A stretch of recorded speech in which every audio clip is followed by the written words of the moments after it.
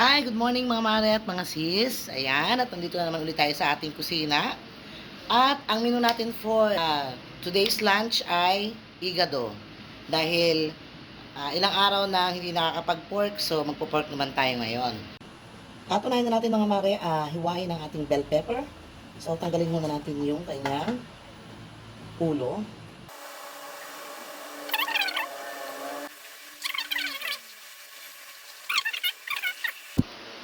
At isunod natin balikan mga mare ang ating patatas dahil para madagdagan yung ating karne at medyo dumami siya ay kailangan natin sahugan ng patatas. Pero mas okay din na wala siyang sahog. Kaya lang yung ating karne ay medyo baka ma-short. So gawa natin ng paraan para dumami siya.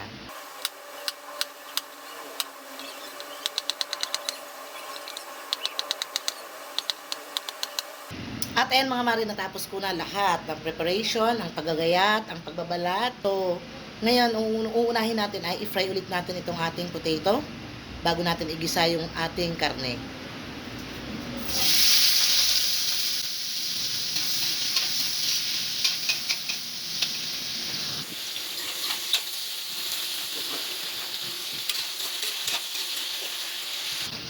At ayan, habang pina-fry natin yung potato mga mare, ay pakita ko sa inyo yung ingredients natin. Ito yung bell pepper natin.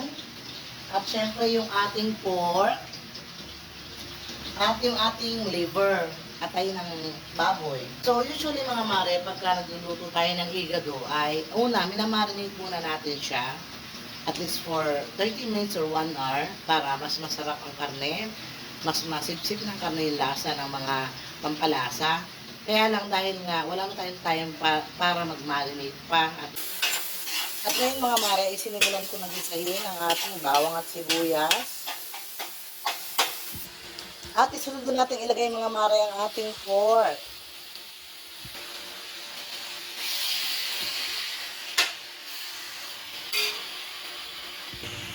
At lagyan natin ng paminta.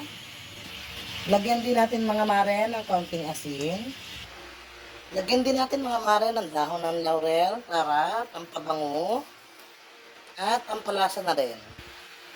At ayan mga mare, medyo nalibang ako sa paghuhugas ng ating mga pinag-gamitan kanina sa pag-prepare ng ating ingredients. Kaya medyo nasunog na konting ilalim pero hindi naman siya masyadong sunog kaya okay lang yan. So ilagyan natin mga mare yung ating liver. Ayan. At haluin na natin. At lagyan na natin mga mare ng kaunting suka. Kunti lang. Op. Ayan, at lagyan na rin natin mga mare ng konting toyo. Medyo marami ng konti. Ayan. At lagyan din natin mare ng isang pork cube. Ayan, at haluin lang natin ng kaunti. Dahil hindi pa masyadong naluluto ang suka. At syempre mga mare, ito ang pinaka-importante sa lahat. Hindi mawawala yung bida ng ating kusina. Ang bida na may hatid na sarap ang magic sarap. Ayan, ang sikreto na pampasarap sa mga lutuin. At lagyan natin mga mare ng kaunting tubig. 4 na tasang tubig ang nailagay ko mga mare. So takpan muna natin pansamantala. At pakukuluin lang natin. At ilagay na natin mga mare itong ating prinitong potato.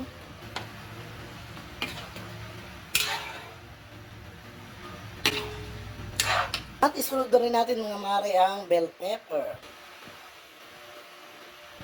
At ito mare, gumawa ako ng pampalapot para sa ating sarsa ng higado.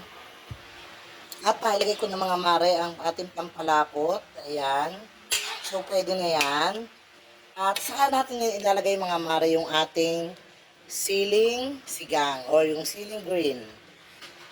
Kaya siya huling inilalagay para hindi masyadong maanghang. Kasi pagka isinabay natin siya sa pagluluto ay magiging masyadong maanghang ang ating higado. Well anyway, depende naman yan sa kakain kung gusto nila lang mas maanghang or gusto nila mild lang. So dahil nga etong ating mga trabahador ay hindi natin alam ang kanilang panlasa, so mas mainam na hindi na lang masyadong maanghang ang ating ihahain sa kanila. Ayan mga mare, at luto na ang ating igado. So hanggang dito na lang aking video. At thank you sa inyong panonood and God bless you all. Bye mga mare!